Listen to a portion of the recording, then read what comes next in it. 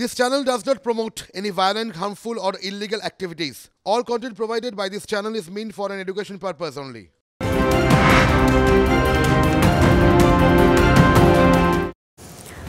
সকাল 8টায় আট রিপোর্টার এক্সক্লুসিভে আমার সঙ্গে যারা থাকছেন সহকর্মীরা আমাদের সঙ্গে যাবতীয় লাইভ আপডেট তুলে দেবেন। প্রথমে আসুন পরিচয় পর্ব সেরে নিই।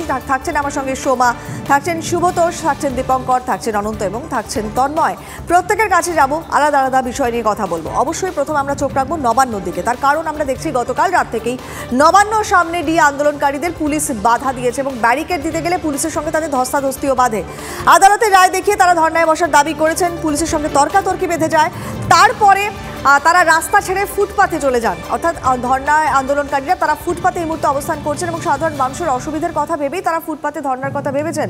ধর্নার বিকল্প জায়গা অবশ্য পুলিশের মধ্যে ঠিকও করে দিয়েছে। নবান্নের আরও কাছে সেটি, ধর্নাতে দিয়ে আন্দোলনকারীরা এই মুহূর্তে পুলিশের ওই ঠিক করা জায়গাতেই অবস্থান করছেন। পুলিশি বাধার অভিযোগ তুলে তারা কলকাতা হাইকোর্টের ডিভিশন বেঞ্চেও যাবেন বলে তারা জানিয়েছেন। ঠিক এই মুহূর্তে ছবিটা কি, গতকাল রাতের পর থেকে নানান রকমের ফেজে আমরা দেখেছি রিয়া আন্দোলনের যে রূপরেখা সেটা আস্তে আস্তে বদলাতে শুরু করেছে। কি বলছেন এই মুহূর্তে আন্দোলনকারীরা? সোমা সরাসরি আমাদের সঙ্গে রয়েছেন একেবারে ধর্নাস্থল থেকে। সোমা, এখন এই মুহূর্তে ঠিক কি অবস্থা, কোথায় তারা অবস্থান করছেন? পুলিশের সঙ্গে এর আগেও তাদের তর্কাতর্কি ধস্তাধস্তি হয়, এখন তাদের কি বক্তব্য একটু ইন ডিটেল জানতে চাইছি। একেবারে দেখো, বকেয়া মহার্ঘ ভাতা এবং স্বচ্ছ নিয়োগের দাবিতে সংগ্রামী যৌথ মঞ্চের আন্দোলন আজকে 330 দিনে পড়ল।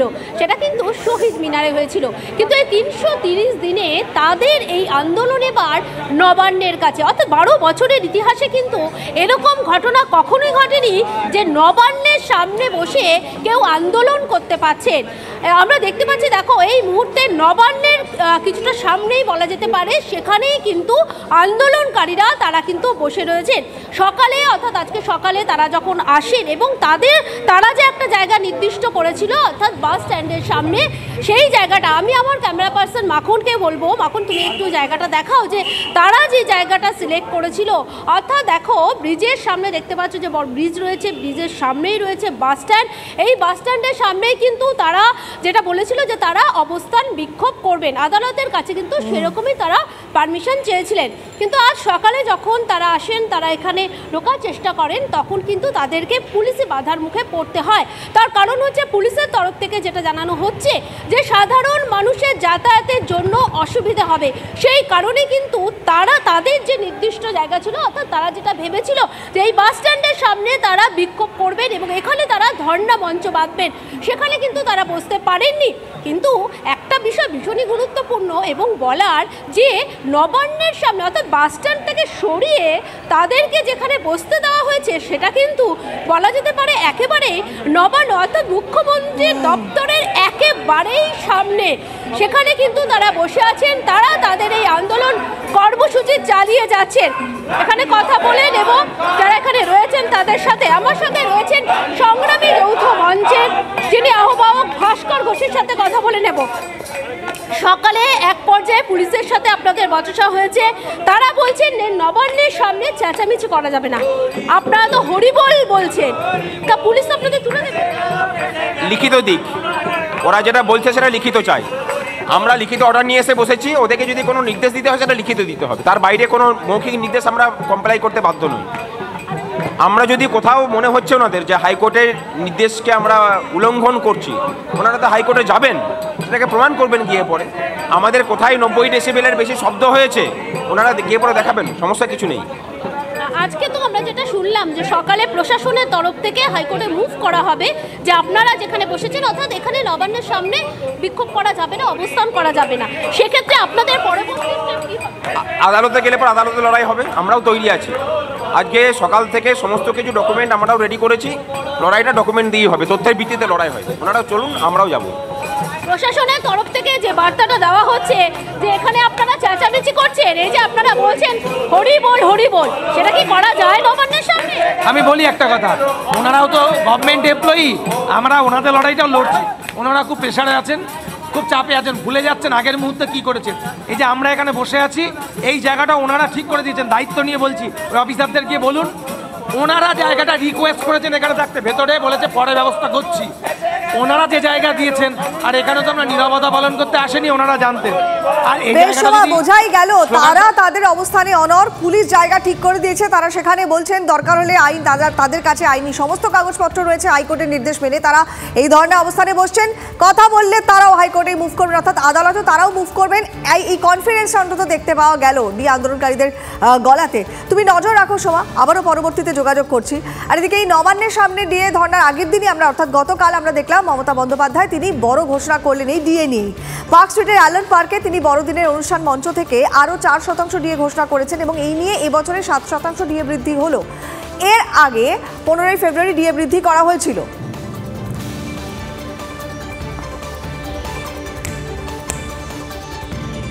আজকে আমি অ্যানাউন্স করছি বড়দিনের এই শুভ প্রোগ্রামে that another instalment of 4% DA from 1st January 24 to around 14 lakhs government employees সবাই কিন্তু এটা পাবে। যদিও আমাদের পে কমিশন আছে, এটা আমরা এক্সট্রা দিই, সুতরাং আমাদের কাছে এটা ম্যান্ডেটরি নয়, ইটস অপশান।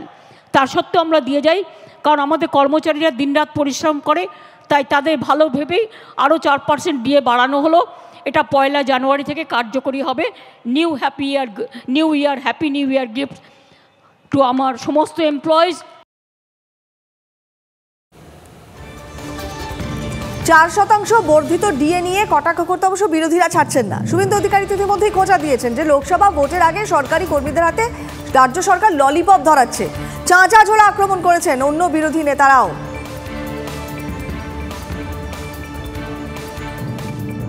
এই সুরক্ষার জন্য এখন এসব করছে। ভোট আসছে সামনে, যেহেতু লোকসভা ভোট, তো ফারাক তো এখনো প্রায় অনেকটাই থেকে গেল।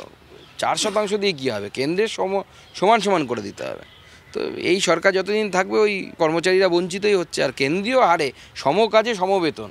তো আমাদের রাজ্য সরকার কেন দিতে পারবে না? মুখ্যমন্ত্রী তো একসময় ভাষণে বলেছিলেন, যখন তিনি বিরোধী দলের নেত্রী ছিলেন, যে সরকার নিজের কর্মচারীদেরকে কেন্দ্রীয় হারে ডিএ দিতে পারে না, সেই সরকারের থাকার নৈতিক অধিকার নেই। তো উনি ভুলে গেছেন ওনার বলা কথা, নাকি উনি মিথ্যে কথাই বলেন যেটা আমরা বলি? দাদা খুশি হয়ে সংসদ ভবন ঘুরে দেখিয়েছেন, আর অসময়ে সংসদ ভবনে গিয়ে দাদা দিদি দেখা হওয়ার পর দিদি অত্যন্ত খুশি হয়েছেন যে তাহলে বুঝি রক্ষা কবচটা খানিকটা মিলল। এই খুশির কারণে উনি 4% ঘোষণা করেছেন ডিএ। কিন্তু কর্মচারীরা খুশি হবে কেন? কেন্দ্রের ডিএ সপ্তম পে কমিশনের ওপর নির্ভর করে, রাজ্যের ডিএ সেটা কিন্তু ষষ্ঠ পে কমিশনের উপর নির্ভর করে। ফলে পে কমিশনের বঞ্চনা আছে, প্লাস 36% বঞ্চনা আছে। কর্মচারীদের খুশি হওয়ার কোনো কারণ ঘটেনি, বঞ্চনার পরিমাণ সমান পারলে বেড়েছে। এবার একটু বাইরন বিশ্বাসের খবরে আসি, কারণ 40 ঘন্টারও বেশি সময় হয়ে গিয়েছে, এখনও সাগরদিঘির বিধায়ক বাইরন বিশ্বাসের কাগজ কারখানাতে তল্লাশি চালিয়ে যাচ্ছেন আধিকারিকরা। বাগনানে বাইরনের কাগজ কারখানায় হানাদার আধিকারিকরা। এর আগে তার বাড়ি, হাসপাতাল, স্কুল সহ একাধিক জেলাতে তল্লাশি চালায় তারা। ইতিমধ্যে 71 লক্ষ টাকা তারা উদ্ধার করেছেন। কি চলছে সেখানে এতক্ষণ ধরে টানা ম্যারাথন তল্লাশি? সুপ্রদীপ আমাদের সঙ্গে রয়েছেন। সুপ্রদীপ, এ তো 40 ঘন্টা পেরিয়ে গেল, এখনো তল্লাশি চালাচ্ছেন, এখনো পর্যন্ত কি কি উদ্ধার করতে পেরেছেন তদন্তকারীরা? দেখো, এখনো পর্যন্ত উদ্ধারের এখন বলা যাচ্ছে না, কারণ ভেতরে জোয়ার ও আধিকারিকরা রয়েছেন। তবে 40 ঘন্টা কেটে গেছে, এখনো পর্যন্ত কিন্তু আধিকারিকরা তদন্ত করছে পুঙ্খানুপুঙ্খানুভাবে। কারণ তোমায় বলি, এত ঘন্টা যে কেটে গিয়ে তদন্ত চলছে, কিছু না কিছু অবশ্যই রয়েছে এমনটাই মনে করছে শ্রমিকরা। তবে কারখানা কিন্তু চলছে এখনো পর্যন্ত, শ্রমিকরা নিজেদের কাজ করছে, কিন্তু আধিকারিকদের যে সমস্ত তথ্য প্রয়োজন সেগুলো কিন্তু পুঙ্খানুপুঙ্খভাবে তদন্ত করছে। এবং কারখানার সমস্ত এলাকায় সিআরপিএফ জওয়ানরা ঘেরা রয়েছে। বাইরে থেকে যে সমস্ত শ্রমিক ও কারখানা মালিক বা কেউ ঢুকছেন, তাদেরকে কিন্তু পুরোপুরি তদন্ত করে ঢোকানো হচ্ছে। বেশ, তুমি নজর রাখো সুপ্রদীপ, পরবর্তীতে আবারও আমরা যোগাযোগ করছি।